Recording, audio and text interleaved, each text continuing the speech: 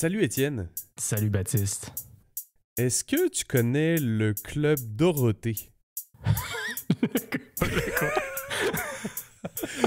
Le Club Dorothée, connais-tu ça Étienne?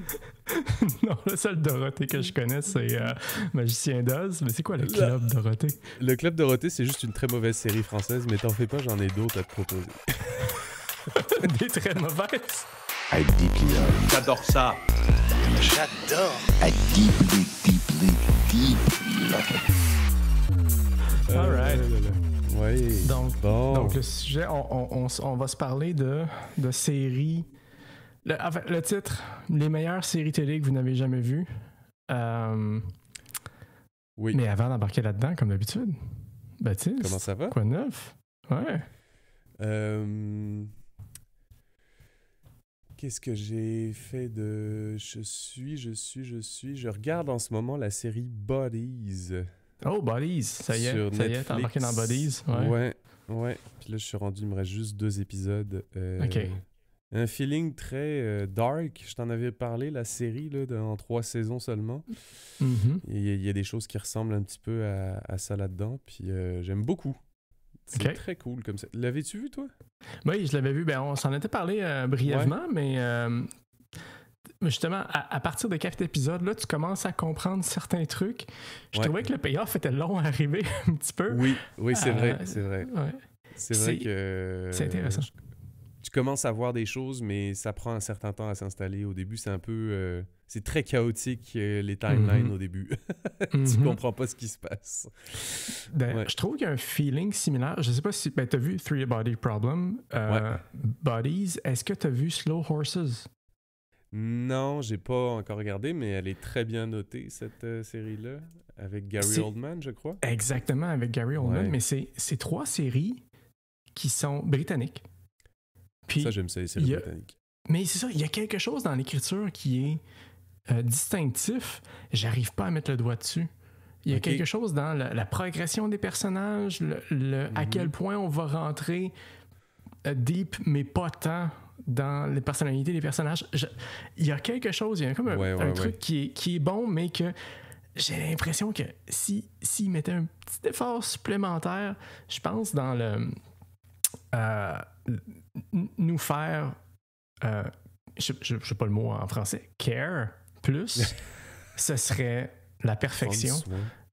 Non, s'intéresser, ça. Ok, ouais. Sources, ça en est un autre, mais ouais. Ok, Slow Horses, ouais. Non, Buddies, voyons, qu'est-ce que j'allais dire? Je pense que j'avais... Ouais, l'écriture british, j'aime beaucoup ça. Puis je te dirais même, c'est drôle, à un moment donné, je sais plus, dans les 6 derniers mois, à un moment donné, j'ai juste eu le goût de... J'ai écrit British Series, puis j'avais juste le goût de regarder une série genre de la BBC ou je sais pas trop quoi, puis d'entendre les accents british. On dirait que j'avais juste le goût d'entendre ça, là. Fait que je me suis... C'était quoi que j'ai regardé? Voyons... Je pense que c'est Happy Valley. C'est un truc de police, là, tu sais, basic, là, mais c'était très bon. Mais c'est ça, c'était juste pour entendre un petit peu de British, là. Nice. C'est ça. À une époque, moi, c'était Doctor Who. Hein? Toutes les saisons comme 1 à 8 du Doctor Who moderne, on s'entend. Ouais.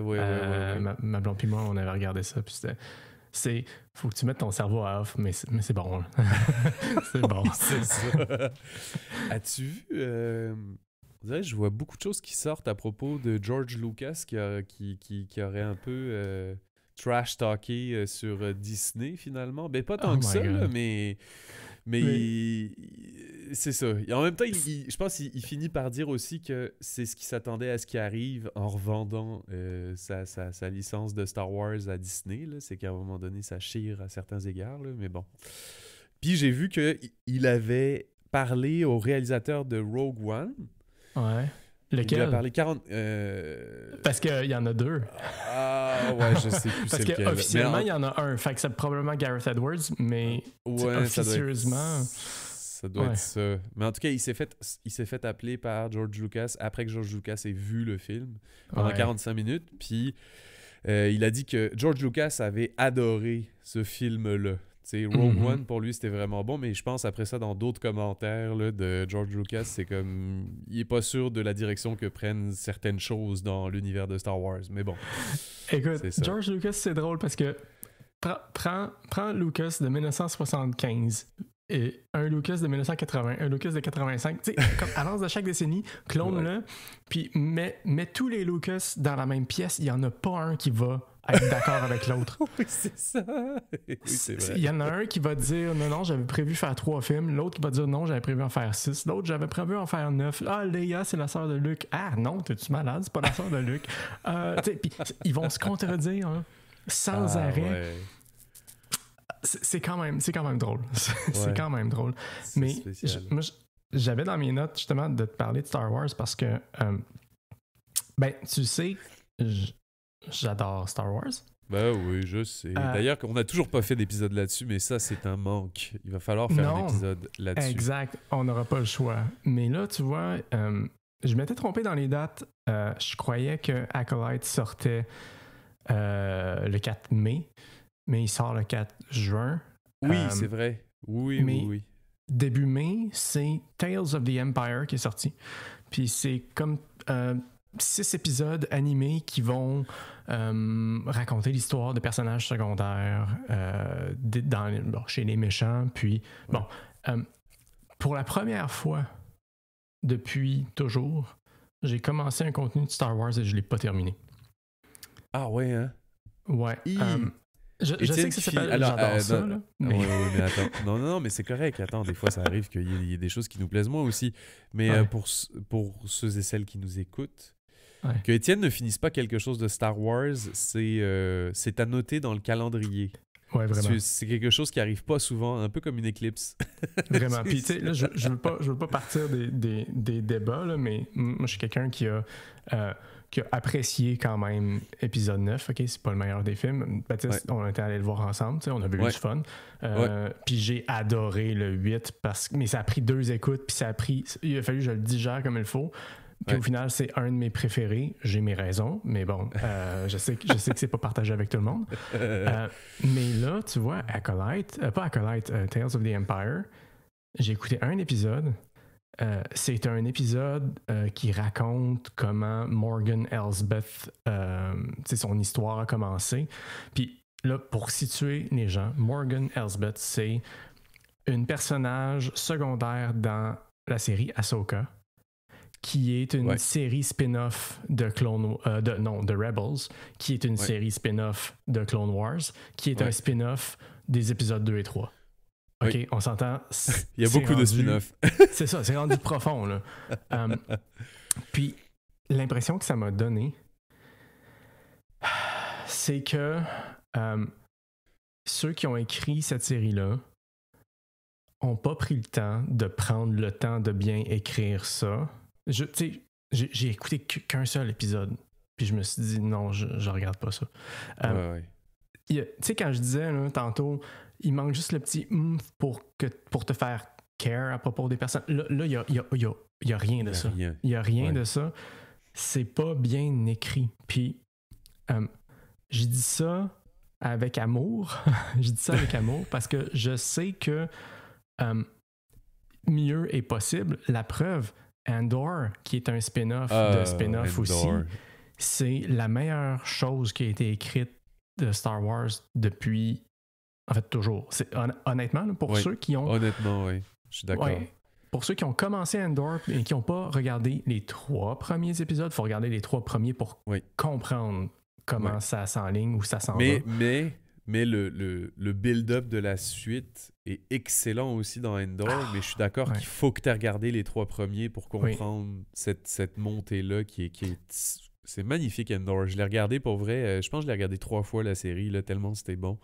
La première saison, je veux dire, juste cette saison-là. Puis ce que j'aime de Andor, ce qui arrive pas souvent dans les autres films, c'est que... 2 secondes. Rogue One ou excuse. J'ai dit dans les autres films, mais dans toutes les autres productions filmées, disons-le comme ça.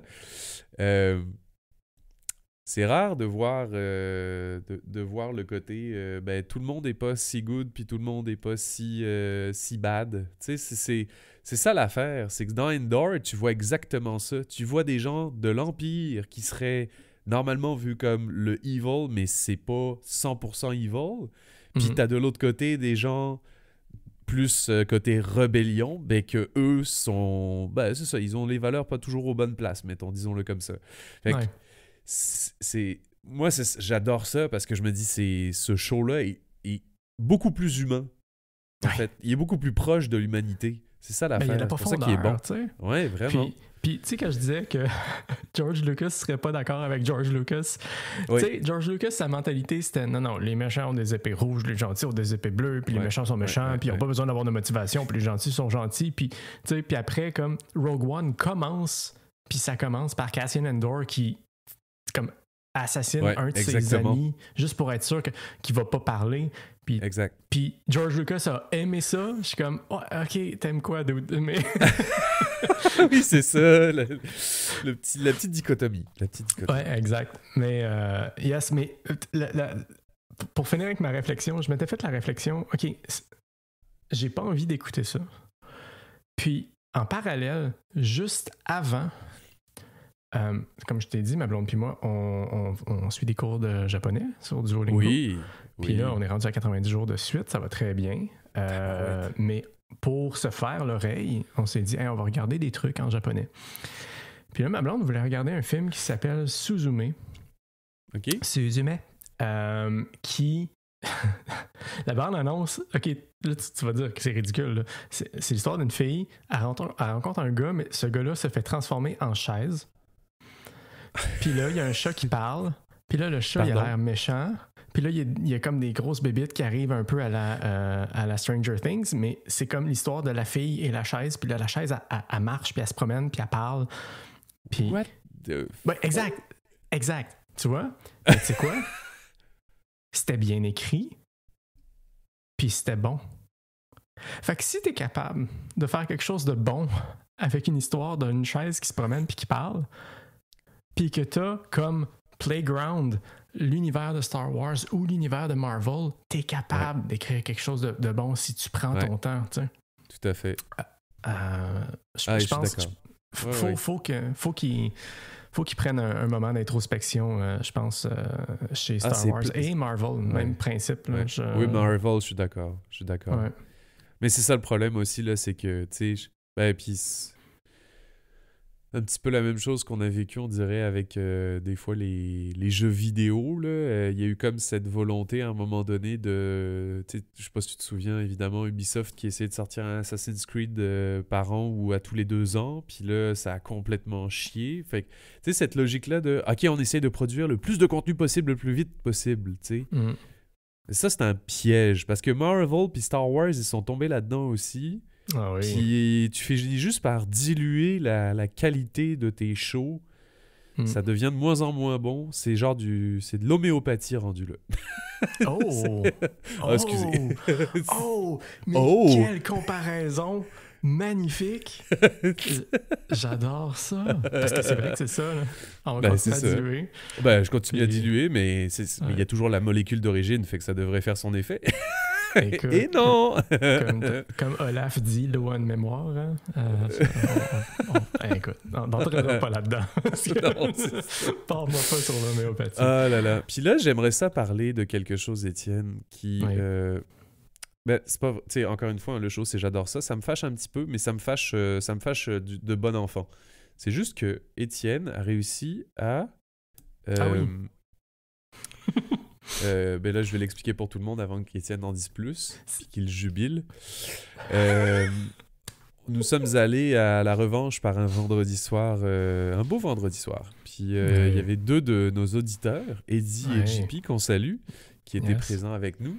La revanche à Québec, centre-ville. Puis on avait proposé de se faire une session du jeu Root, dont on parle dans notre épisode numéro 2. L'épisode 2. Il me semble, oui. C'est ça, exact. Puis... L'attaque des clowns, ouais. C'est ça. J'adore Puis, ça, épisode 2. On avait parlé de Root, puis là, Étienne m'avait dit, il faut vraiment qu'on essaye ensemble. Je l'ai jamais essayé, fait que je l'ai pris au mot. On a essayé ça, puis la seule personne autour de la table qui n'avait jamais joué à Root, c'était Étienne. Yes. Fait que là, Étienne, on lui donne la faction qui est la plus, comment je dirais, user-friendly, la plus facile pour un débutant, mettons, qui s'appelle la Marquise de Chat. Mhm. C'est on va dire, c'est l'empire très... on construit des choses, on arrache des arbres, puis on recrute, puis on forge des affaires. Fait que c'est très empire comme feeling, je trouve, la Marquise de Chat, personnellement. Puis, je dis aussi à Étienne, ben, en passant, tu prends la faction la plus facile à débuter, mais j'ai jamais vu personne gagner avec cette faction-là. Ouais. Puis, 3 heures plus tard, j'avais un goût amer dans la bouche. Ben oui. Mais là, c'est parce que moi, je me disais, c'est sûr que je gagne pas. Fait que tant qu'à pas gagner, Ouais. autant prendre la faction qui gagne jamais. Comme ça, je vais avoir au moins en tête l'excuse de « Oh non, mais il Puis gagne là, jamais. » ce qui s'est passé, puis c'est peut-être qu'en fait que... Ça, c'est comme quand on se dit « Ah, les auteurs de sci-fi ont l'air d'avoir prédit l'avenir parce que ce qui se passe maintenant, il y en avait qui l'avaient prédit dans leur roman, mais est-ce qu'ils l'ont influencé? » Puis là, je me dis, ben, est-ce que moi, j'ai influencé la victoire d'Étienne en disant « De toute façon, tu gagneras pas. » Fait que là, personne n'a attaqué Étienne, ou presque. Puis en fait, c'est ça qui s'est surtout passé. C'est que je pense que la Marquise de Chat, si elle se fait pas assez attaquer, elle est beaucoup trop forte par rapport au reste. Ben, pour mettre les Et gens on en peut contexte, expliquer ta c'est- victoire. c'est- On peut expliquer ta victoire. C'est comme ouais. si... c'est comme si on jouait à risque, mais que la partie était setupée pour que, au début de la partie, j'ai la carte au complet. C'est ça. Et tout ce qui peut se passer, c'est que je me fasse démolir petit à petit plus la partie avance. Mhm. Puis, en passant, juste parenthèse, on demande aux gens sur notre Discord de nous poser des questions. C'est Oui. la question qui est sortie pour cet épisode-ci, c'est Étienne a brisé Root. De la Oui, part c'est de vrai. JP. Alors, voilà, officiellement, on l'adresse. Mais, tu sais, moi, je comprenais pas comment les 3 autres jouaient. Mhm. Mais j'ai essayé de comprendre comment moi je devais jouer. Ouais, c'est ça. Puis c'est profite de ta jeunesse pendant que tu l'as parce que ton empire va tomber. Oui. Puis là, j'ai regardé comment faire des points. Puis c'était écrit, je paraphrase, là, mais c'était écrit construis des shit. Alors j'ai construit des shit. Et j'ai construit des shit Exactement. qui me permettaient de construire plus de shit. Mais aussi, ce que Étienne a fait... Ce que Étienne a fait très bien, que je pense que j'avais jamais vu personne faire ça avant, c'est qu'Étienne a construit toute sa ligne de scieries. Ça, c'est des Ouais. choses qui produisent du bois, qui te permettent de construire plus de bâtiments. Non, c'est C'est-à-dire l'intelligence que- artificielle de Apple. Oui, il a construit Ah Siri. non, ok. Puis après ça, il lui a demandé la météo. Euh, Puis elle a pas compris. Alors, ouais. Non, c'est ça, elle n'a pas compris. Il a construit beaucoup de Siri. Puis après ça, il avait juste, à chaque tour, une quantité de bois débile.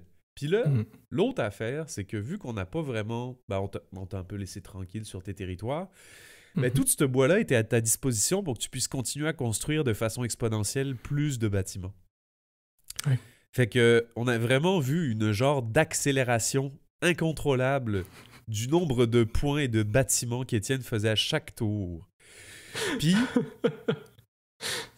les autres personnes qui avaient autour de la table, qui avaient certaines factions, il y avait la dynastie de la canopée, qui sont des oiseaux qui sont en place aussi au début sur le board, mais qui ont juste un territoire, contrairement à la marquise de Chat qui a tout le reste.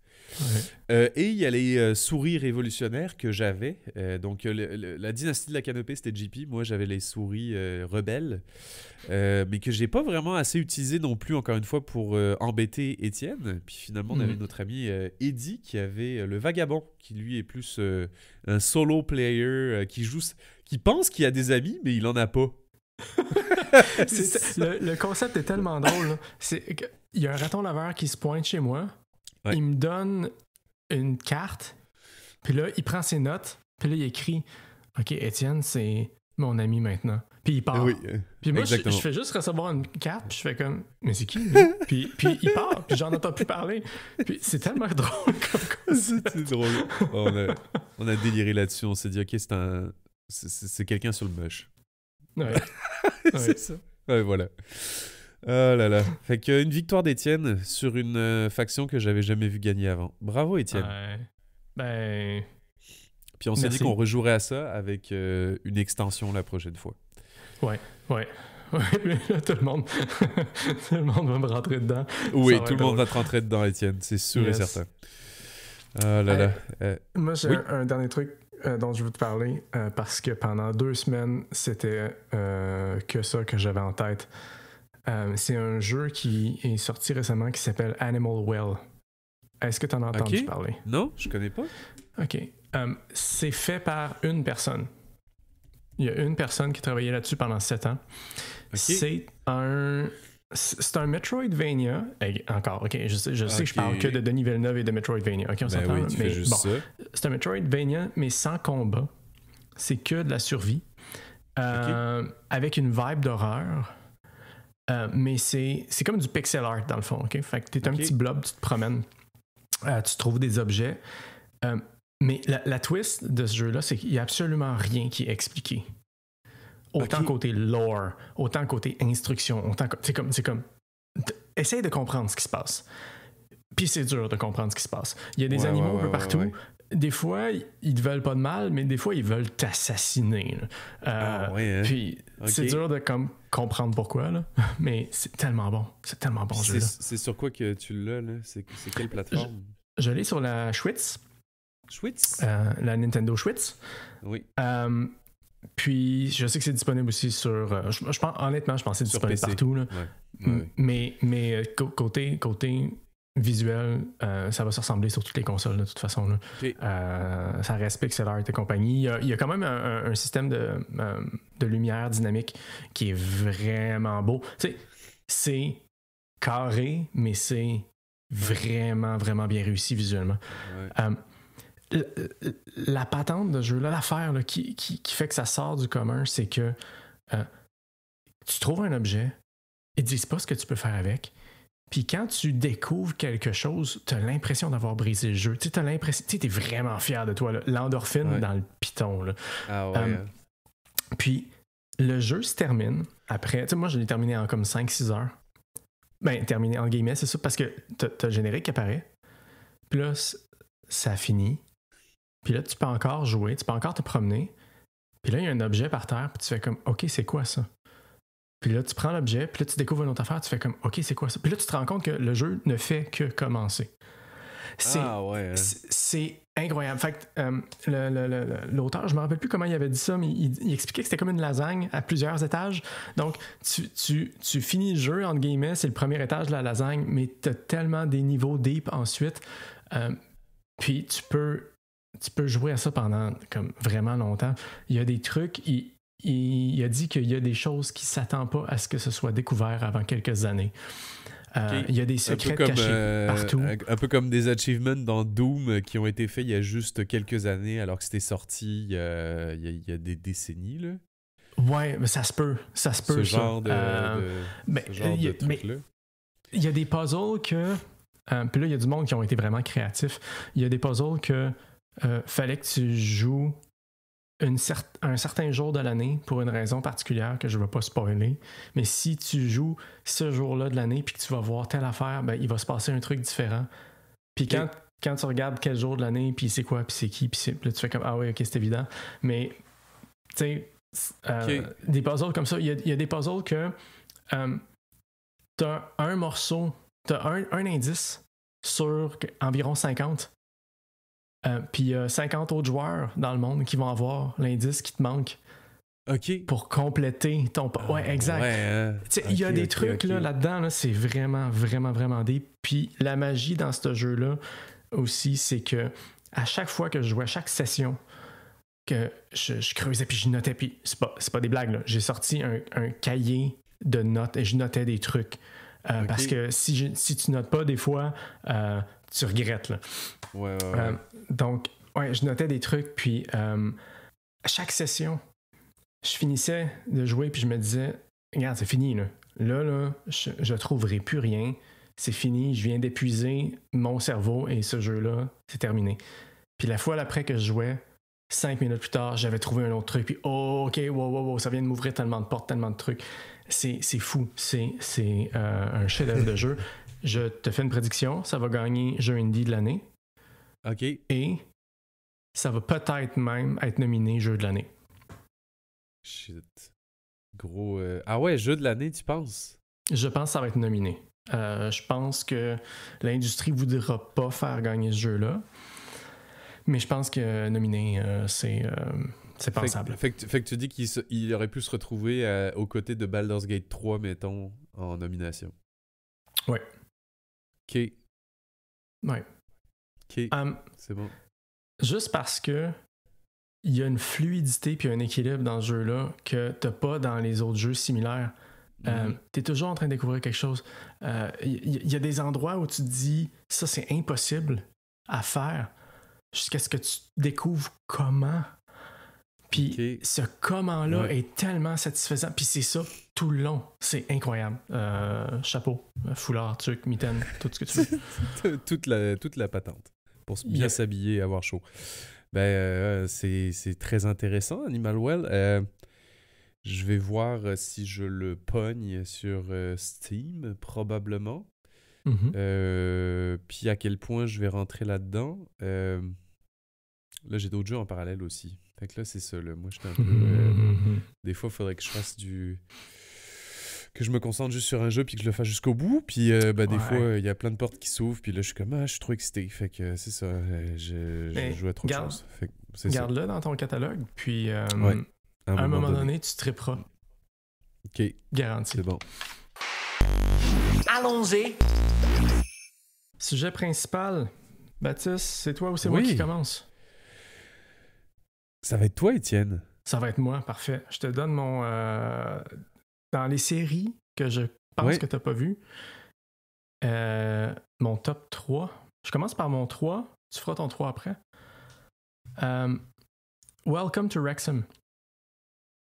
Il me semble qu'on s'en était déjà parlé. On s'en est parlé. J'ai regardé 2 épisodes, mais j'ai pas vu la série au complet. Ouais, c'est ça. Mais je t'en parle presque. Quand même. Oh, oui, oui. Je t'en parle quand même, OK? Bon, comme tu sais, c'est un documentaire sur Wrexham AFC, qui est l'équipe de soccer au Pays de Galles qu'ont acheté Rob McElhenney et Ryan Reynolds. Contrairement à beaucoup de documentaires sportifs, c'est pas tant... ça se passe pas tant dans le vestiaire, puis c'est pas seulement à propos du sport, mais c'est plus à propos de la ville de Wrexham, les gens de Wrexham, et leur lien avec l'équipe, leur lien avec le sport.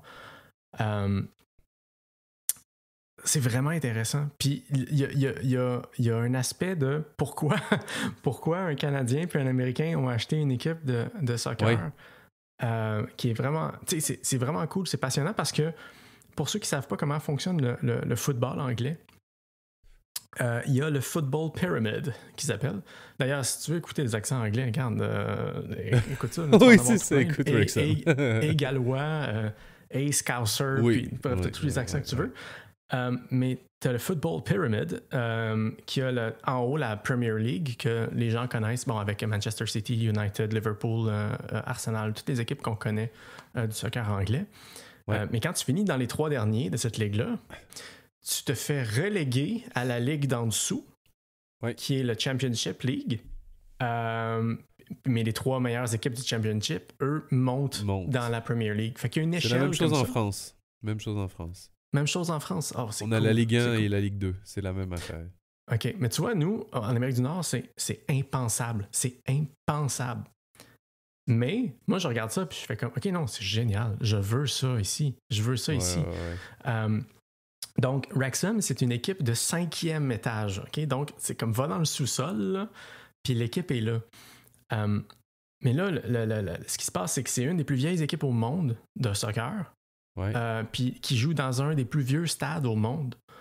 Donc, il y a toute l'histoire derrière ça. Puis même, je te fais un parallèle avec Québec et les Nordiques.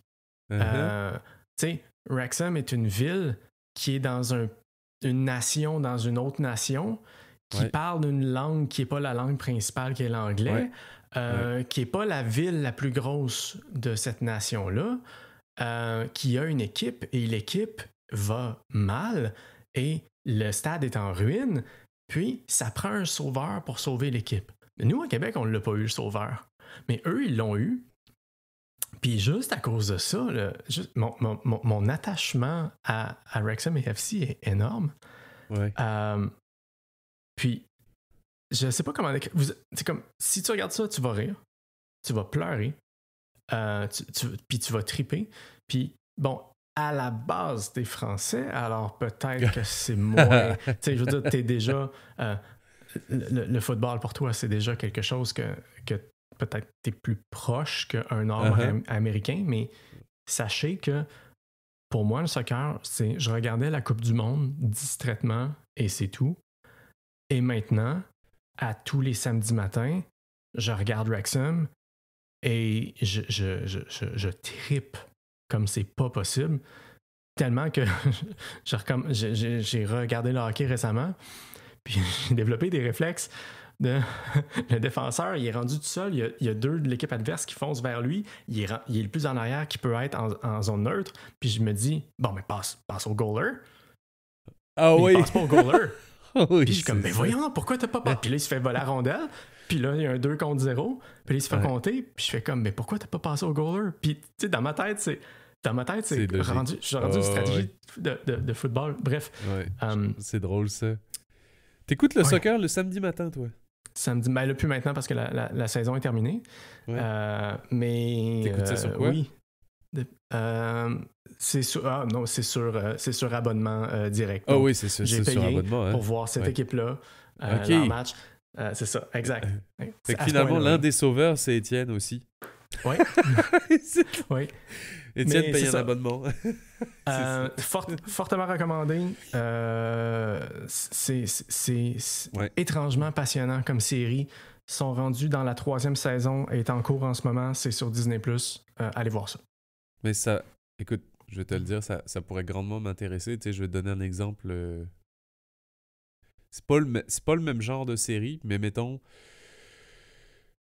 Il y a des sports que j'écoute pas forcément de façon très récurrente, mais les séries qui sont faites sur ces sports-là sont vraiment... Tu sais, mettons Drive to Survive de la Formule 1. Puis il y a plein de raisons pour lesquelles j'aime pas la Formule 1 en soi, mais cette série-là est trop bien faite pour que je passe à côté. J'ai comme le goût de l'écouter à chaque fois que ça sort. Ouais. Fait que probablement que c'est ça. Welcome to Wrexham, c'est ça? Welcome to Wrexham. Ouais, puis, c'est ça. Juste pour la comparaison avec Drive to Survive, tu sais, Drive to Survive, les pilotes automobiles qui sont comme « Ah, je suis pas content, j'ai fini 4e, je vais aller relaxer dans mon bain tourbillon entouré de jolies femmes en comptant mon argent. » là. Ah non, Wrexham, c'est pas ça. Wrexham, c'est l'inverse. C'est comme, ça commence, puis t'as 5 joueurs qui habitent ensemble parce qu'ils font pas assez d'argent. Ils vivent avec des sous, là. C'est fou. C'est ça. C'est un autre monde, mais c'est super passionnant. C'est pas du tout la même chose. Ouais, c'est ça. Et tu sais, puis là, l'autre affaire qu'il faut que tu saches sur moi, Étienne, c'est que je suis un Français qui n'aime pas certaines choses, ce qui est rare pour un Français. Il y a 2 choses que j'aime en général. C'est le fromage, ce qui est surprenant pour un Français. Ben, en fait, il y a certains fromages que j'aime, mais j'en aime pas tant que ça. Puis ça, c'est ça qui est surprenant pour un Français. Genre de pas aimer le bleu. De pas aimer le bleu, ben ça, je surprends beaucoup de monde autour de moi du fait que j'aime pas le fromage bleu. Puis, l'autre affaire, c'est le soccer. J'aime pas tant ça, le soccer. Okay. Je dois dire que je suis un peu plus de ton profil, Étienne, du genre... J'écoute les Coupes du Monde quand ça s'en va assez haut puis que c'est l'équipe de France qui fait un match très important. Mais sinon, non, je suis pas un grand fan de soccer. Non, je préfère des... Je sais pas, là, on dirait que je préfère des sports un peu plus... mais c'est ça, fait que là, ça pourrait peut-être faire le lien avec justement Wrexham. Je préfère des sports plus underground. Ouais. Des choses moins jet-set. Parce que c'est ça aussi, là, c'est que t'écoutes toujours un peu les mêmes équipes, puis c'est très... c'est ça. Voilà. Ben, fait que peut-être que Wrexham, ça serait pas le même feeling, en effet. Ouais, je pense que ça peut t'intéresser. Oui, je suis convaincu. OK. Je suis convaincu. OK. Ton numéro 3? Mon numéro 3? Ouais. Au service de la France. Hein? C'est quoi ça? J'ai jamais entendu ça. Ah, yes! Oh! Yes, je l'ai. C'est une série française, évidemment. Seulement 2 saisons. Ça a été fait par le même scénariste qu'OSS 117, les films. Oh boy! Oui. C'est bon. Donc, suis c'est vendu. Ton numéro 2 l'espionnage. Oui, c'est ça. De l'espionnage et des services secrets des années 60-70 en France. Puis, faut que je vous l'explique, là, c'est sûr qu'il faut que tu regardes cette série-là si t'aimes ça, écouter un humour de 13e degré. Parce que c'est vraiment... Faut pas le prendre au premier degré, surtout pas. Puis là, je sais qu'en 2024, c'est peut-être un peu plus facile des fois de se sentir offensé par certaines choses, ce que je peux comprendre à certains égards, mais OSS 117, en réalité, la personne dont il faut rire, c'est le colonialiste français blanc. Exact. C'est de lui qu'on rit. C'est surtout ça, en fait. Même si lui fait plein de citations souvent très racistes, très misogyne, etc. Tout ce que tu veux, là, typique. Fait que, puis cet esprit-là se retrouve quand même assez bien Au service de la France, mais le personnage principal, c'est pas un Jean Dujardin ou un Hubert Bonisseur de la Batte dans OSS 117. Ouais. C'est plus justement un nouveau dans les services secrets qui, lui, est plus comme normal. Tu sais, c'est un gars normal. Il est boss mat. Il est juste naïf un peu, tu sais, il est curieux, il est gentil, tu sais. Mais tous les autres autour de lui sont vraiment des... C'est ça, c'est des colonialistes français. Ils sont drôles. OK, donc, attends un peu. Ce que tu me dis, c'est prends OSS 117, mais au lieu que ce soit un imbécile dans un monde standard, c'est une personne standard dans un univers imbécile. Oh my God! C'est drôle, Étienne. Il y a tellement des bons flashs, là, je peux pas... Non, je peux pas te dire... je peux pas te dire les flashs. Je peux pas te dire les flashs, là, parce que il y a trop de... Tu sais, il y a aussi cet aspect-là de... Je sais plus si on le voit des fois dans OSS 117, mais tu sais, la France de ces années-là qui est très... puis qui l'a encore, là, mais l'administration. C'est ultra important, l'administration. Fait que là, à un moment donné, ils font juste passer une corbeille pour ramasser de l'argent pour un pot de départ de quelqu'un. Puis juste ça, il faut remplir, je pense, un formulaire où il faut qu'il y ait quelqu'un qui officiellement fasse cette procédure-là. C'est tellement genre ultra bureaucratique puis plate, mais c'est drôle. C'est tellement drôle. Bureaucratie français turbo. C'est... J'adore. Puis écoute, c'est ça qui est fou aussi, c'est que tu retrouves cet esprit-là où tu ris de ça, mais il y a une intrigue. Puis... elle est vraiment bien établie, cette intrigue-là. Puis pendant 2 saisons, tu suis ça. C'est juste 2 saisons. C'est vraiment pas si long que ça à écouter. Puis c'est vraiment du bonbon. Pour ceux et celles qui aiment ce style-là, là, OSS 117, c'est vraiment une excellente série à écouter, je crois. OK, mais où est-ce qu'on peut regarder ça? Là, il faut que tu cherches encore une fois sur... je suis pas sûr que tu puisses trouver ça sur du streaming encore plus canadien, là. Okay. Je sais pas si... Ça a déjà... Je pense que ça a déjà été sur Netflix, mais ça a quitté Netflix. Puis là, je sais plus c'est où. Là, ce serait peut-être sur un service de streaming bien français, mettons, là, mais je suis pas sûr que tu pourrais pogner ça au Canada facilement, fait que... C'est fouiller les interwebs. J'ai pas le choix, là. Je vais devoir comme gratter les interwebs. Exactement. C'est pas possible. OK. Exactement. Ah, mais j'ai pas le choix, Baptiste. Puis j'ai hâte que tu me dises ce que t'en penses, Étienne, parce que c'est vraiment... c'est ça. C'est ça. Oh cool. My God. Au service de la France. Ouais. OK, c'est noté. C'est noté. Mon c'est ça, 2... c'est parce que... Attends, excuse. Oh, vas-y. C'est juste... Non, mais j'ai rien d'autre à dire là-dessus. C'est juste que là, on est comme... On se dit des séries qu'on est persuadé que l'autre ne connaîtra pas. Fait que, à la fois, j'aurais le goût de parler de plein de trucs drôles dans cette série-là, mais ça serait te voler des punchs, puis ça serait pas drôle. Ouais. Fait que, c'est ça, je vais garder des choses pour moi. D'accord. C'est tout. Voilà. All right. Numéro 2 de mon côté. Ouais. Atlanta. Non, je l'ai pas vu. OK. Est-ce que tu connais Donald Glover? Non. OK. Donald Glover, c'est un comédien dans Community. Si je me trompe Ok. pas, il a été aussi writer pour Saturday Night Live ou Les Simpsons. Ok. Peut-être Les Ouais, Simpsons. quand même. C'est Lando dans Solo. Ah, bon, ok, oui, je vois de qui on C'est parle. le rappeur Childish Gambino qui vient de sortir un album, Ata Vista, que je recommande fortement. Ok. Bref, c'est un gars qui a tous les talents du monde. Multiple Pour vrai, là, il a Ouais. tous les talents. Il a fait du stand-up comedy aussi. Il est très drôle. Bref, Ok. il a fait une série télé. C'est dur à... OK, ça va être très difficile à expliquer, mais je vais essayer d'expliquer le concept. OK, c'est de l'afro-surréalisme. Ok. OK, donc, tu as du réalisme. OK, bon, OK, on essaie de mimiquer la vie réelle. Tu as du surréalisme, on ajoute un préfixe pour dire comme c'est au-delà du réel, ça devrait pas être vrai, c'est que, oh, c'est étrange. Puis, si tu veux rendre ça un niveau encore plus loin, ajoute afro en préfixe. Ok. Puis, tu as l'afro-surréalisme. Le principe derrière ça, c'est, tu sais, pour les Afro-Américains, par exemple, ou pour n'importe quelle minorité aux États-Unis, même si tu vis dans un monde qui, à tes yeux, te semble surréel, ok, que genre tu peux te promener dans la rue puis te faire tirer par la police pour aucune raison, par exemple. Ouais. Faut que tu l'acceptes tel quel, Ok. sinon tu vas en subir les conséquences. Ok, même si ça te paraît complètement surréel, tu veux survivre, ok, accepte le côté surréel. Ok. Fait que ça, pour toi ou moi, ce serait quelque chose de surréel, OK? Vivre ce qu'eux, ils vivent, on serait comme, hein, que c'est ça. Mais pour eux, c'est la réalité. C'est pas du surréel. Je comprends.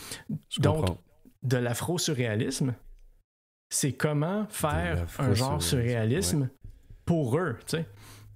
Donc, c'est un niveau de plus. Puis c'est complètement fou. Tu sais, c'est comme si tu vivais un mauvais rêve, mais il faut que tu l'acceptes comme étant ta réalité. Puis il se passe des affaires que tu peux pas expliquer, puis c'est dur à comprendre. Ça fait penser à Twin Peaks un petit peu, comme série. Mais je te dirais meilleur. Ouais. Comme Twin Peaks, mais en mieux. Mieux, quoi. Mieux. Les acteurs là-dedans, Donald Glover, on l'a dit. C'est aussi lui qui écrit. T'as Brian Tyree Henry qui a été nominé comme Best Supporting Actor aux Oscars pour le film Causeway. Je pense pas aux Oscars cette année, mais l'autre d'avant, il me semble. OK. Super bon acteur. T'as Zazie Beetz, qui était dans Joker, qui était, je pense, la travailleuse sociale. Avec son fils. Oui. Puis, puis qui est dans Deadpool 2 aussi, qui est excellente, mais excellente. Dans Atlanta, puis Lakeith Stanfield qui est dans The Book of Clarence, un film récent, puis Get Out également. C'est des très bons acteurs. Chaque épisode, il y a une thématique un peu différente. Des fois, c'est drôle, des fois, ça donne dans l'horreur, des fois, ça donne dans le suspense, des fois, ça donne dans le mystère, puis c'est toujours comme avec une touche surréaliste vraiment poussée, puis c'est réalisé. J'en avais déjà parlé, mais au premier épisode de notre podcast, Hiro Murai, qui réalise, ce gars-là peut faire de l'art avec tout ce qui touche. C'est incroyable. Bref, Atlanta sur Disney+, une des meilleures séries que j'ai vues dans ma vie. Puis c'est pas des blagues, c'est pratiquement parfait. OK. Ah, ça c'est bon. Atlanta. OK. Disney+, je l'ai. Ça, c'est la bonne nouvelle. Fait que je vais pouvoir commencer à écouter ça. Puis, pourquoi l'une de tes préférées ever? T'as-tu des critères que tu es capable d'établir pour dire juste sur tel point, c'est sûr que ça... Tu sais, je comprends là, que la liste d'acteurs est impressionnante. Tu sais, le concept d'afro-surréalisme, par exemple, c'est vraiment intéressant. Mais as-tu des critères de plus qui te font dire, OK, ça c'est pour ces raisons-là que c'est définitivement ma série, l'une des séries que je préfère ever? C'est dur à expliquer. C'est ça qui est... Mais, disons que je fais une comparaison, OK? Prenons They Clone Tyrone, qui est dans la même thématique, OK? Je sais pas si tu l'as vu, le film. Non. Bon, OK. Mais c'est un film, justement, aussi à faux surréaliste. Puis, c'est bon, mais c'est vraiment pas au même niveau. OK. Il y a quelque chose dans Atlanta qui va te surprendre à chaque épisode. Tu pourras jamais être habitué. Tu vas toujours être inconfortable. Ouais, déstabilisé. Ouais. Uneasy. Le bon mot, ce serait uneasy. Puis, ça va dans toutes les directions. Des fois, les acteurs principaux sont même pas dans un des épisodes. Des fois, c'est pas ça l'objectif de l'épisode. Tu sais, c'est... Il y a quelque chose que tu te dis, OK, je vais regarder de la bonne télé. Ça se peut que ça me fasse réfléchir pendant des jours. Ça se peut que je trouve ça super drôle. Ça se peut que je vois des performances d'acteurs que je vois rarement comme aussi bonnes que ça. Il y a une somme à tout ça qui fait que ça frôle la perfection. Puis c'est pas un élément. C'est la totalité et c'est le flou qui va avec. C'est dur à expliquer. Non, mais c'est bon. Des fois, on a des choses que c'est dur à expliquer. Là, je comprends tout à fait le feeling. OK. Il va falloir que j'écoute Atlanta aussi. Là, Étienne, à chaque fois que tu me parles, j'ai plus de choses qui s'ajoutent à ma liste. Puis là, je commence à avoir une longue liste de choses à écouter. Ben, regarde, au moins, on a seulement un épisode par mois. Oui, c'est ça. Ça pourrait être pire. Oui, mais tu sais c'est quoi? On a des enfants, Étienne. Tu sais, j'ai pas... J'ai plus autant de temps qu'avant. C'est fini, ce temps-là. Oh là là. En tout cas. Mon deuxième... J'y suis allé dans des... je me rends compte que, en fait, à part au service de la France... OK, non, j'en dirai pas plus. J'en parlerai à la fin. D'accord. OK. Silo. Oui. Tu l'as écouté? Oui. Ah, merde. Ah, oui. Merde. Mais OK. Je veux que tu m'en parles. Parce que moi, c'était dans... À la fin, on va faire une ronde éclair où on va en nommer plein. C'était dans ta ronde éclair. Ouais, Silo était là. En fait, puis là, je rappelle, c'est moi l'angle avec lequel j'ai fait mon top 3, c'est un top 3 des séries que j'adore, mais aussi que je suppose que les gens n'ont pas vraiment beaucoup vu. Et ça, c'était le mix des deux. Là, parce qu'il y en a beaucoup que j'adore plus que Silo en termes de sci-fi, mais que je suis persuadé qu'il y a énormément de monde qui les ont vus. Fait que Silo, c'est une série de sci-fi... comment je dirais? C'est du sci-fi que je dirais classique, mais le concept qui est amené est quand même différent de ce qu'on voit d'habitude dans d'autres séries sci-fi. Je sais pas pourquoi j'ai appelé ça sci-fi classique, c'est juste ça résonne dans ma tête comme... J'ai déjà vu d'autres séries sci-fi du même genre, écrits un peu de la même façon, etc. C'était pas le même concept duquel on partait en termes de science-fiction, mais ça ressemblait beaucoup à ce setup-là. Fait que le début, si je peux juste expliquer rapidement la prémisse, là, c'est... Il y a des personnes qui vivent sous terre dans un genre de... ce qu'on devine être un silo, parce que c'est très cylindrique. Puis... ça représente exactement les niveaux de la société. Fait que plus t'es haut, plus t'es bien placé dans la société. Plus t'es bas, moins t'es bien placé dans la société. Puis, il y a un shérif et son équipe qui font régner l'ordre sur le silo.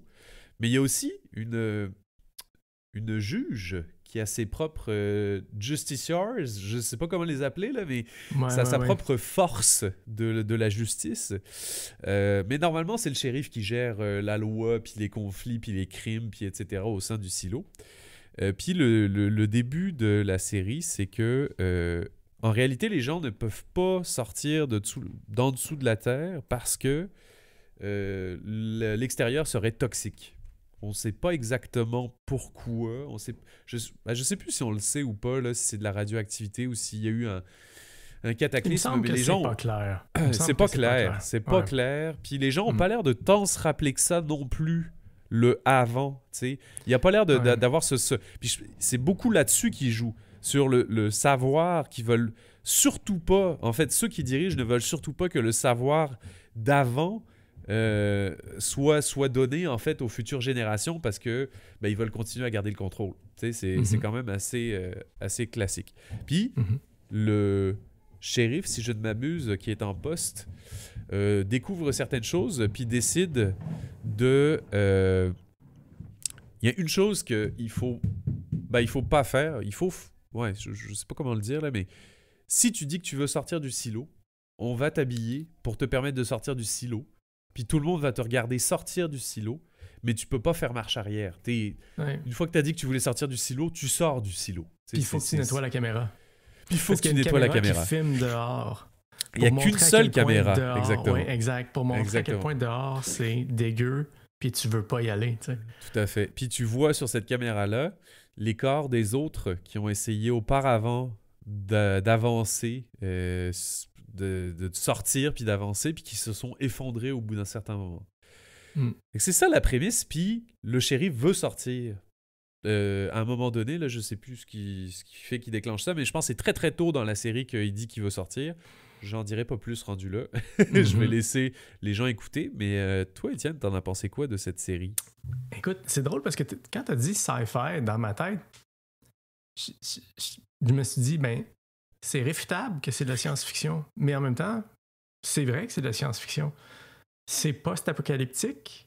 Oui. C'est très mystery box. Tout à fait. Puis, ça fait énormément penser à mon numéro 1 dont je vais parler tout à l'heure. Bon. Mais il y a quelque chose là-dedans qui est super mystérieux, puis ça, j'aime ça. Ouais. Les acteurs sont pas mal aussi. Rebecca Ferguson là-dedans, tout à fait. qui fait le personnage principal. Moi, j'aime ça un bon mystère. Ouais. J'aime ça un bon mystère si ça s'en va quelque part. Oui, c'est ça. C'est ça. Puis, c'est quand même satisfaisant. Ouais. Qu'est-ce que j'ai pensé de ça? C'est un 9 sur 10 facile. Là. Ouais. Ouais. Non, très bonne série. C'était excellent. Très, très bonne série. Puis c'est ça, je suis d'accord avec la dose de mystère. Puis le mystère reste là quand même très longtemps. Là, ça progresse tranquillement. Tu découvres Mais pas... ça progresse, par contre. Oui, ça progresse tout à fait. Exactement. C'est ça. Parce qu'il y a des séries qui établissent le mystère c'est ça. à premier épisode, puis qui font comme s'ils l'avaient jamais établi, puis font non, on t'expliquera rien, puis t'apprendras rien avant le dernier. Exactement. Mais exactement. Non, c'est ça. Laisse-moi découvrir un petit peu au fur et à mesure. Tout à fait. Exact. Avec Silo, mon top 2. Silo, oui, je suis d'accord. Là, mon numéro 1, ça se peut que tu me dises que... Ça se peut que tu veuilles... Tu sais qu'à chaque fois que tu me dis que ça se peut que tu me dises, puis tu suis parce que ça se peut que je te dise, je vais te le dire juste pour confirmer que ça se peut que je te le dise. Ça se peut que tu me dises que j'ai gagné à Root, OK? T'as gagné à Root. C'est vrai. Non, mais ça se peut que tu me dises que ça devrait pas être considéré comme une série que personne n'a vue. Mais moi, il a fallu que j'évangélise cette série-là pour que les gens la regardent. Parce que je trouve que c'est probablement top 3. Oui, puis top 3 de ce que j'ai regardé à vie. OK. Fait que t'as réussi à trouver une série qui est potentiellement pas beaucoup regardée ou pas si populaire que ça par rapport à ce qu'elle devrait être, puis qui est quand même dans ton top 3 ever. Oui. Chapeau. Comme t'as vu Silo, je me dis, t'as peut-être vu Severance. J'ai vu Severance. C'est tellement bon. Mais tu vois, je l'ai pas mis dans mon top parce que je me suis dit, il y a peut-être beaucoup de monde. Je le sais pas, en fait. J'ai pas... Moi, c'est surprenant. Là. Il a fallu que j'en parle pendant 1 an pour que un de mes amis... en fait, 2 de mes amis le regardent. Puis, tu sais, je sais que souvent, eux et moi, on n'a pas exactement les mêmes goûts en termes de séries télé. Puis moi, je veux dire, j'ai tellement aimé ça. Puis je me suis dit, faut qu'il la regarde. Puis quand on s'était vu la dernière fois, il y a un de ces amis-là qui m'a dit, honnêtement, c'est une des meilleures séries télé que j'ai regardées. Ben oui. C'est ça. Puis ça, c'est sci-fi, le acting est excellent. La direction photographie, Étienne, c'est tellement beau, cette série-là. C'est impressionnant comment c'est beau. Il y a une histoire avec cette direction photo-là, en plus. Ah ouais? Juste pour expliquer, avant d'entrer sur c'est quoi la série, juste expliquer que c'est une série qui est filmée principalement à l'intérieur et est filmée dans des bureaux. OK? Ouais. Imaginez Ouais. The Office. OK? C'est ça. Sauf que là, c'est réalisé par Ben Stiller. Là, tu vas me dire, c'est vrai, mais comment ça peut être réalisé par Ben Stiller? Ben Stiller est beaucoup plus talentueux que les gens croient. Oui, mais c'est parce c'est- qu'il a eu des rôles niaiseux qui font en sorte qu'on n'a pas tendance à le truster, mais en réalité, Exact. c'est quand même quelqu'un qui écrit des bonnes choses. Exact. Et Ben Stiller avait une directrice photo préférée. Puis Ben Stiller voulait cette directrice photo-là pour Severance. Puis il l'a appelé, puis il a dit « Je veux que tu travailles sur mon projet. » Puis elle a dit « Pas de problème, c'est quoi ton projet? » Puis il a dit « OK, ça se passe dans un bureau. » Puis elle a fait « Non. » Ah ouais, hein, C'est elle a pas refusé. vrai. C'est pas vrai que tu vas me faire de la direction photo dans le pire environnement possible pour une directrice photo, c'est-à-dire dans un bureau éclairé au néon. Puis il a dit « OK, bon, tant pis, je vais en trouver un autre. » Puis là, il l'a rappelé, puis elle a encore dit non. Puis là, il l'a rappelé, il a dit « Je t'ai envoyé le scénario. » Puis là, elle a lu le scénario, puis elle fait comme « Ah! OK, je vais le faire. » OK. Ah ouais, hein? Il y a vraiment eu ces rondes d'appels-là avant qu'elle accepte. Oui. Ah, c'est drôle, Oui. ça. Puis ce que tu dis, c'est tellement vrai. La direction photo de cette série-là, Ah, c'est débile. même, je veux dire, les C'est plans, la débile. réalisation, tout, Aucun toute sens. la cinématographie de cette série-là, C'est beau, là. C'est Et- tellement beau. C'est- Impossible. On Mais dirait, c'est je quoi? repense à plein de scènes, je repense à des gros plans sur des faces, je repense à la façon ouais, dont sont placés les bureaux, les plans de caméra, toutes ces choses-là. C'est... les transitions, Ah, les transitions sont l'entrée et bonnes. la sortie dans le bureau. Mais je vais expliquer c'est quoi la série, parce que là, les gens Ben oui. seront comme, mais là, what the fuck, là. Fait il y a une compagnie qui s'appelle Lumen. Oui. Quand tu travailles pour cette compagnie-là, il faut que tu passes par une procédure qui s'appelle Severance, Oui. qui va séparer tes souvenirs entre tes souvenirs au bureau et tes souvenirs à l'extérieur du bureau. Ce qui fait Exact. que quand tu rentres travailler, à l'instant où tu mets les pieds dans l'ascenseur, quand l'ascenseur En descend, fait, c'est ça, dans le processus d'ascenseur. exactement, dans le processus d'ascenseur, puis l'ascenseur, tu descends, tu montes pas, c'est sous terre. Ouais. Pendant que tu es dans l'ascenseur, à un moment donné, il y a un moment où ça flippe dans ton cerveau, puis tu te rappelles pas de ta vie Exact. à l'extérieur. Puis quand tu sors du bureau, tu te rappelles pas de ta vie au bureau. C'est ça. Ce qui Ils fait ont que... joué exactement sur la... Tu sais, quand on dit essayer de séparer la vie pro de la vie perso, Ouais. ils ont poussé ça à l'extrême. À l'extrême. Puis, c'est ça qui s'est passé.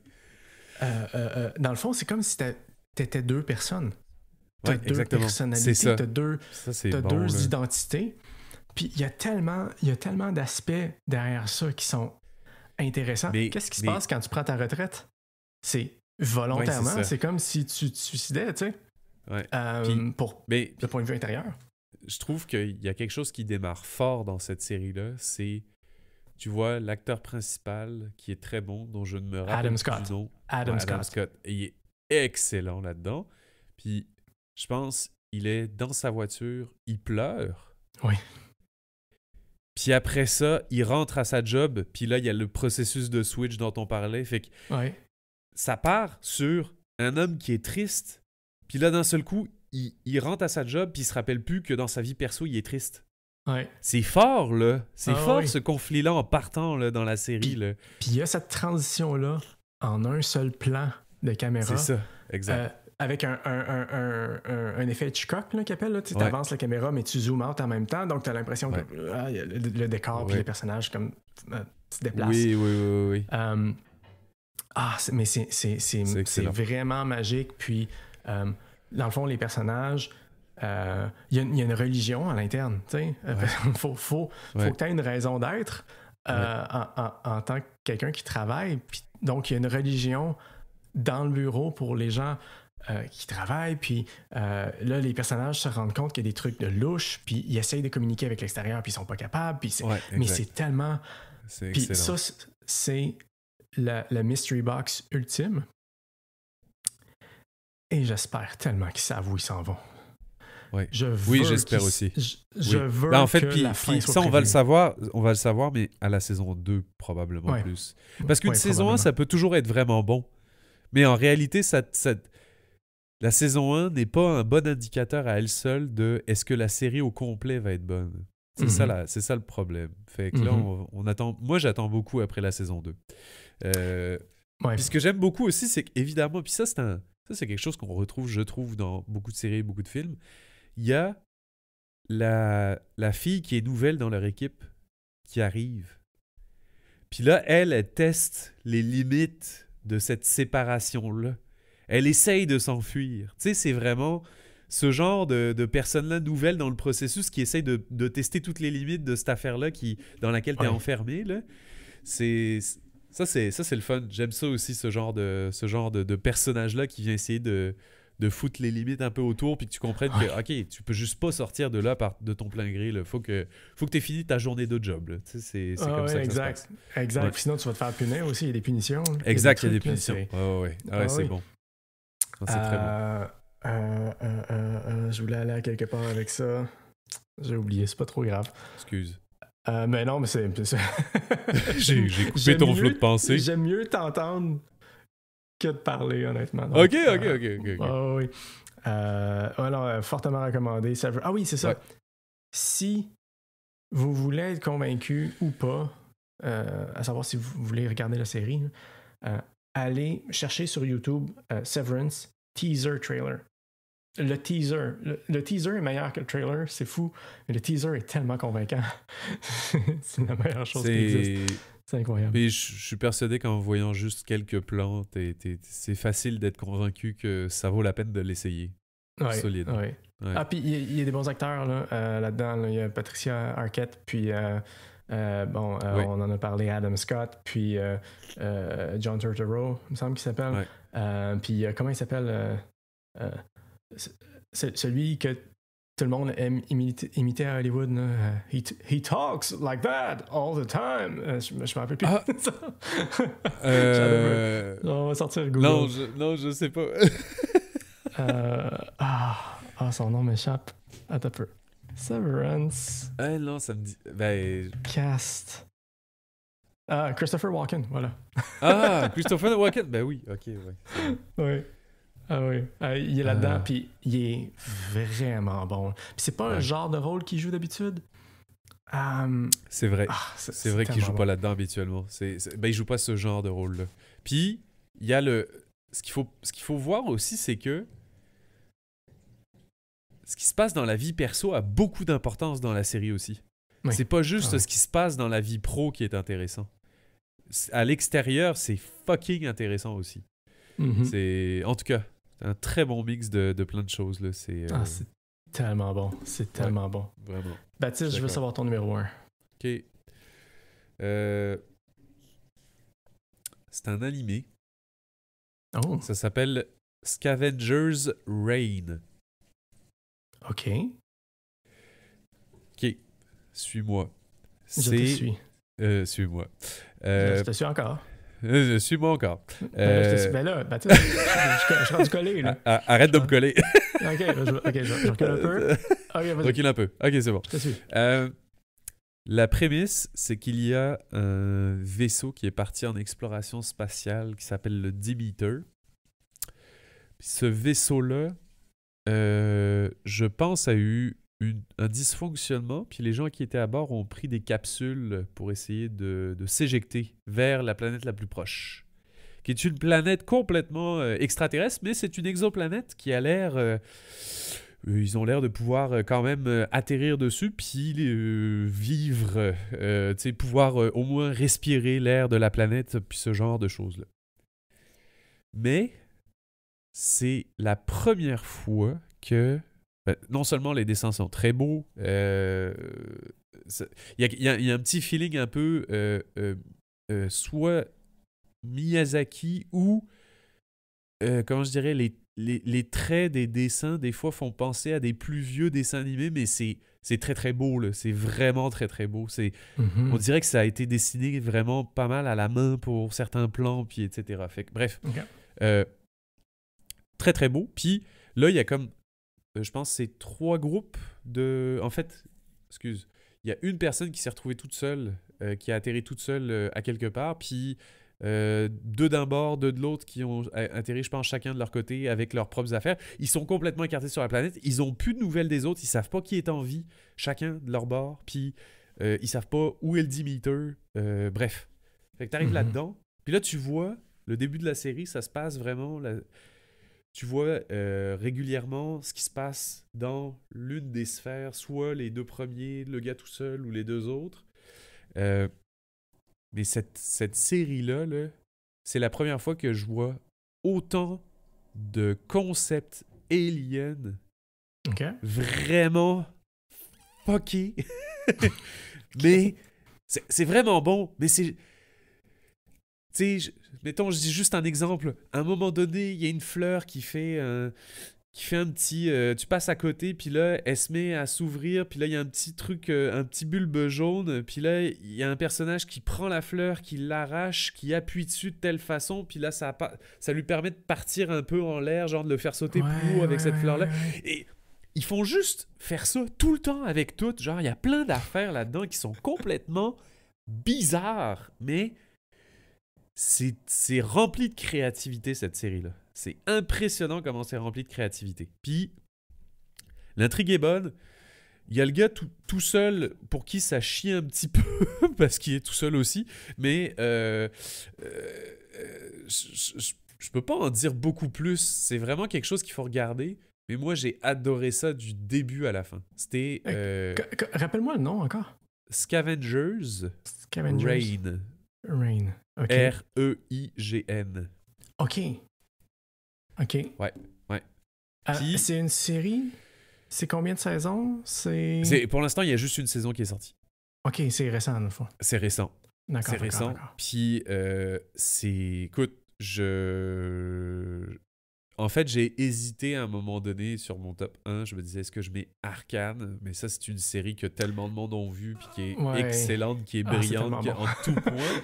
Mais le concept, c'était pas ça aujourd'hui. Fait que j'ai pas mis Arcane, mais j'ai mis d'autres séries animées que j'adore. Puis Scavengers Reign, ça vaut vraiment la peine. Ça aurait pu, en fait, je m'étais pris une note, je m'étais dit, pour vrai...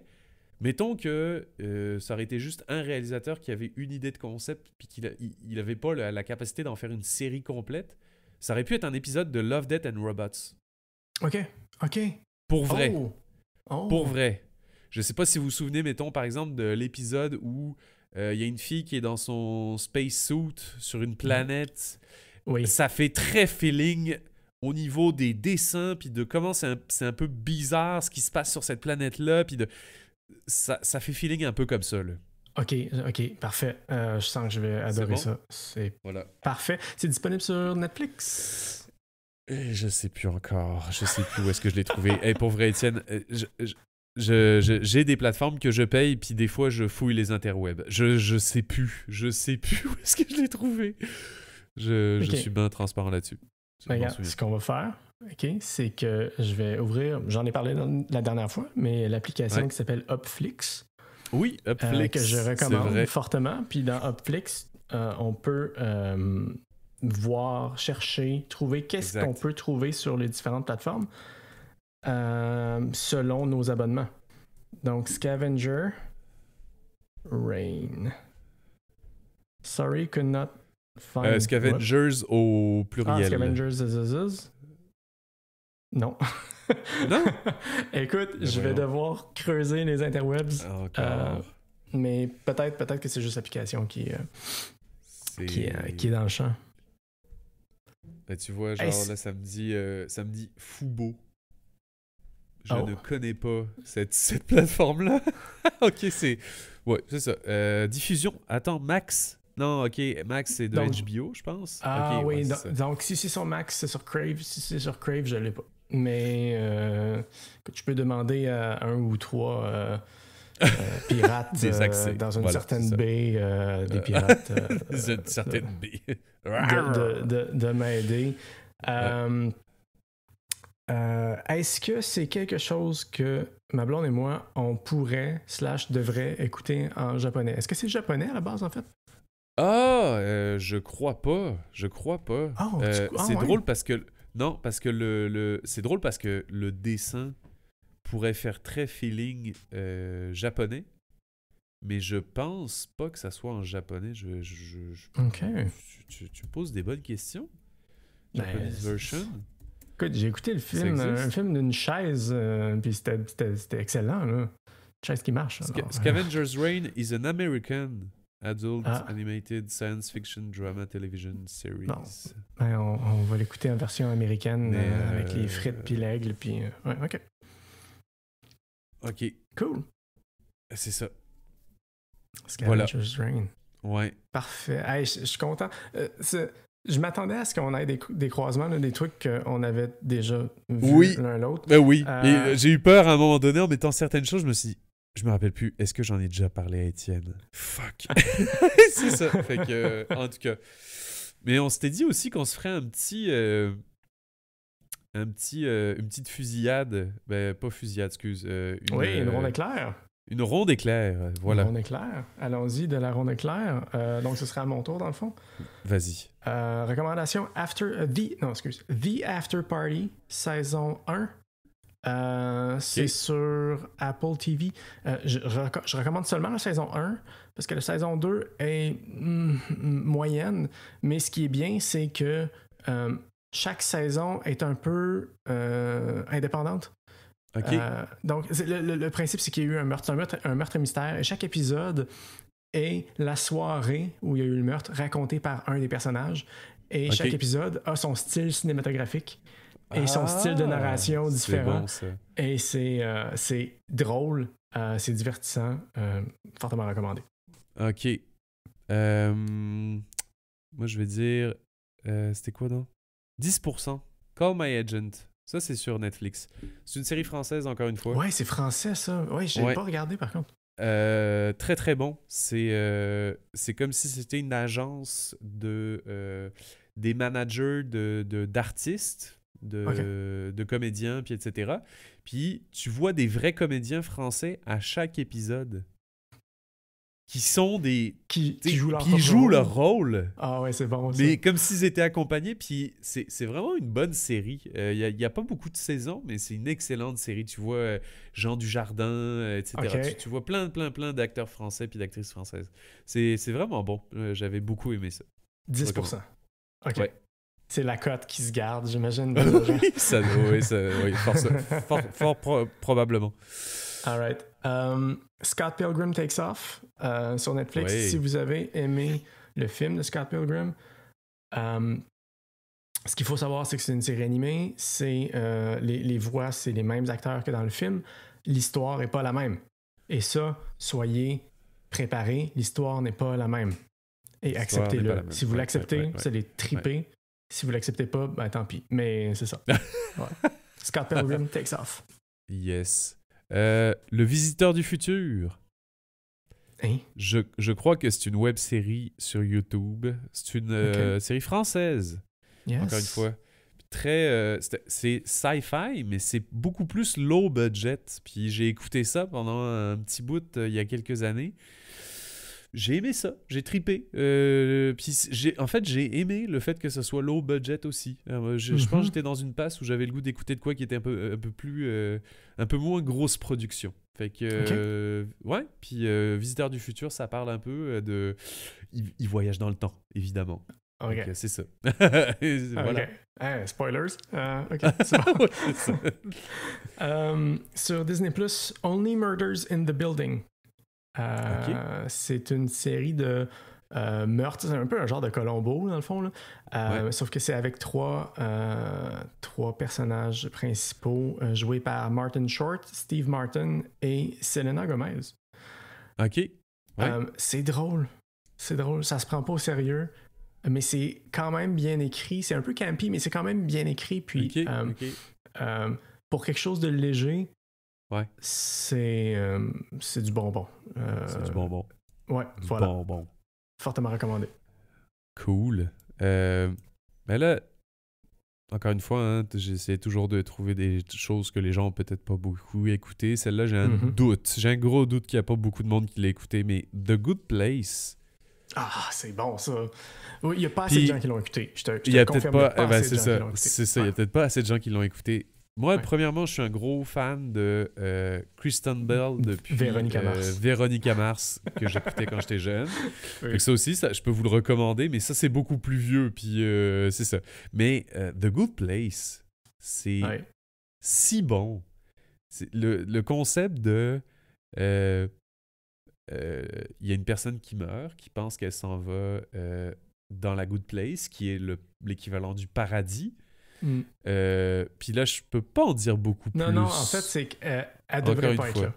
Elle devrait pas être, oui, c'est ça, elle devrait pas être là. Donc, mais elle est là. Faut qu'elle joue la game. Il faut qu'elle joue la game d'une personne qui est justement au paradis parce qu'il y a possiblement une erreur administrative qui l'a amenée à être là alors qu'elle devrait pas être là. Puis c'est très bon. Les acteurs sont vraiment bons. Il y a plein de... Il y a plein d'épisodes qui parlent de plein de concepts ou de réflexions vraiment intéressantes du genre... je pense à un moment donné, il y a un épisode qui parle du trolley problem, qui est la réflexion autour de, mettons que tu as un tramway qui va assurément soit sur tel track puis qui tue un bébé, ou soit sur tel track puis qui tue 10 personnes. Tu le fais aller sur quel track, mettons? C'est ce genre de truc-là, puis je trouvais ça cool d'intégrer ça à cette affaire-là. C'est hyper philosophique comme émission. C'est ça, puis, exactement. Regarde, je te montre un truc, ma blonde s'est acheté ça.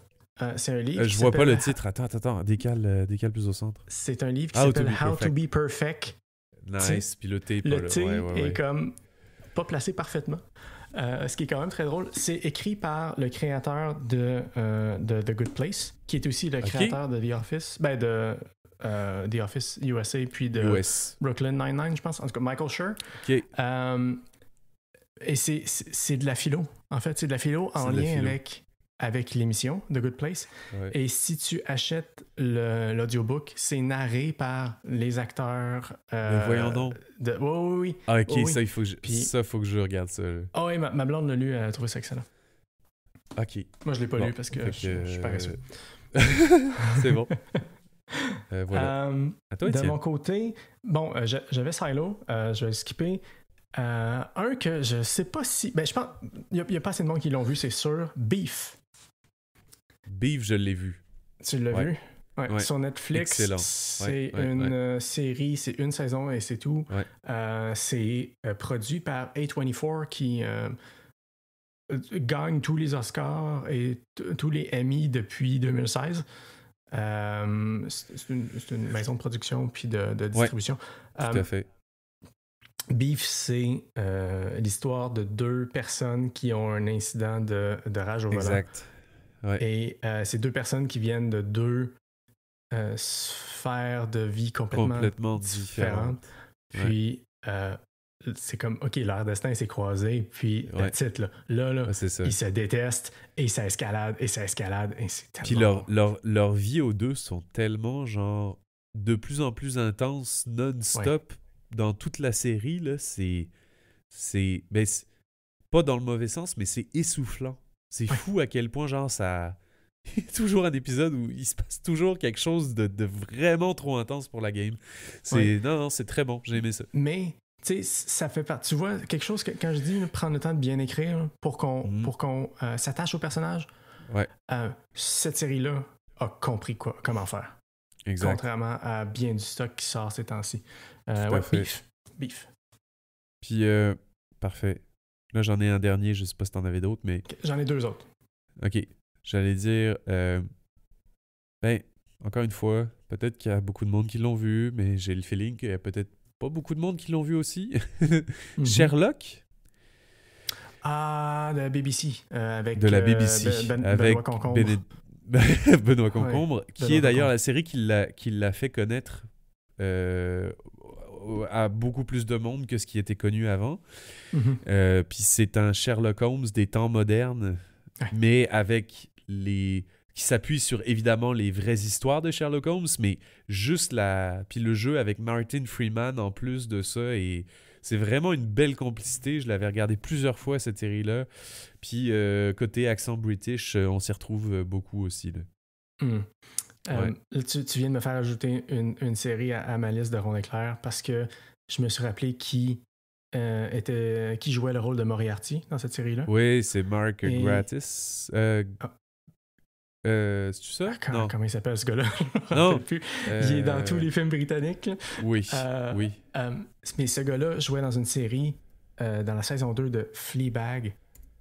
Fleabag, c'est... Oui, c'est Mark Phoebe Gatiss. Ouais, c'est ça. Phoebe Waller-Bridge Ouais. qui écrit et joue dans Fleabag. Si tu veux un chef-d'œuvre, là, si tu veux... tu sais, honnêtement, là, j'y pense puis je me dis ça aurait dû être mon numéro 3 là, ou mon numéro 2. Là. Non, je regrette Ok. mes choix. Fleabag, c'est drôle, c'est intime parce que le personnage principal nous parle constamment, regarde la caméra constamment, a des moments de complicité avec nous, brise le quatrième mur, mais c'est tout est calculé pour que que ça passe bien, puis qu'on vive ça avec elle, puis c'est tellement bon. Là. Ça aussi, c'est un autre truc qui est super bien écrit. Et le gars dont on parlait, qui joue à Moriarty, a un rôle dans cette série-là qui est pas comme tous les autres, qui est complètement différent de tous les autres. Ouais. Mais son acting c'est la perfection. Ouais, tout à fait. Bref, Je suis d'accord. Fleabag, Phoebe Waller-Bridge, vous allez triper. 2 derniers. Inside Job, dessin animé, successeur spirituel de Futurama. C'est excellent. Et comme c'est une série animée qui est sur Netflix, qui était excellente, ça a été cancellé. Ouais. Mais ça a été écrit Ça, par... c'est décevant. écrit et joué par une des writers de... est-ce que c'était Gravity Falls ou un affaire avec une espèce de jet bleu? Ok. Bleu, je sais pas. Mais bref, il y a, la créatrice du show joue dedans. C'est son personnage, c'est un peu elle, c'est qui elle est, puis c'est tellement drôle, puis c'est tellement bon, puis c'est... en gros, c'est... Imagine que toutes les théories de conspiration sont vraies. OK. Puis sont gérés par un bureau gouvernemental du Deep State caché. Puis écoute, c'est ça. C'est super drôle. C'est super drôle. Ah, c'est bon. À voir. Et dernier, et non le moindre, Mythic Quest. Je ne connais pas. Bon, on retourne à Rob McElhenney, de mon numéro 3 tantôt de Wrexham. Rob McElhenney qui était dans Always Sunny in Philadelphia, qui est rendu à comme 20 saisons, là, c'est pas possible. Mais il a créé un autre show. Ça se passe dans un studio de jeux vidéo un peu à la Ubisoft. OK. En fait, c'est un studio qui s'est fait acheter par Ubisoft, mais c'est pas dit que c'est Ubisoft. Bref, parce que c'est le studio de Montréal, même au lieu que ce soit le studio de France. C'est les Canadiens français qui l'ont acheté. Bref. C'est bon. Mais c'est super drôle. C'est avec beaucoup de monde qui était dans Always Sunny. C'est avec son nom m'échappe, mais celui qui jouait Abed dans Community. C'est avec... il y a une actrice qui joue un des personnages qui est tellement bonne, qui joue une programmeuse qui est super nerd, mais c'est une série drôle, sauf un épisode par saison. Et cet épisode-là par saison, c'est toujours le meilleur. C'est toujours la chose la mieux écrite que tu n'auras jamais vue. Ouais. Puis qui est toujours sérieux, qui est toujours comme pognant. Puis mais c'est excellent. C'est léger jusqu'à ce que ça ne le soit pas. Puis tu vas te faire surprendre. Puis ça va venir te chercher. Mais c'est excellent. Mythic Quest. Mythic Quest, c'est ça. OK, donc, j'ai pas dit. Mythic Quest sur Apple TV, Fleabag est sur Prime, puis Inside Job est sur Netflix. Cool. J'aime me battre. C'est la fin de l'épisode. C'est la fin de l'épisode. C'est la fin de l'épisode. N'oubliez pas de nous suivre sur les diverses plateformes. Instagram, etc. Facebook, YouTube, Discord, on a je crois. YouTube, on est sur YouTube, on est sur Spotify, suivre. on est sur Apple TV. Comme d'habitude, on a besoin de vous pour faire grossir le show. Donc, si vous écoutez, parlez de nous à vos amis. C'est important. Faites grandir la communauté. sur Discord. N'hésitez pas à venir partager, en fait à nous rejoindre. C'est ouvert à tout le monde. Puis on récolte des questions ou des sujets que vous voudriez entendre avec grand plaisir. À chaque fois, là, on est bien nourris. C'est le fun. Comment joindre le Discord? Allez sur j'adoresapodcast.com. Il y a un lien qui est là. Puis si jamais le lien ne fonctionne pas, vous pouvez nous écrire directement sur les réseaux sociaux. Gênez-vous pas. Suggestion, pour ceux qui nous écoutent depuis les débuts, vous entendez toujours des petits sons de transition entre nos sections dans lesquelles je glisse une citation d'un truc, soit très connu, soit très obscur. Si vous voulez essayer de deviner c'est quoi qu'on a entendu comme citation dans le Discord, let's go jouer, c'est excellent. Amusez-vous. Yes. Mais moi, j'ai bien du fun à faire ça. Oui. Étienne est très très bon. Étienne fait des bons montages. Et Baptiste fait du bon contenu. On se dit à la prochaine. Ouais. À la prochaine. Bye. Bye. J'adore ça. J'adore.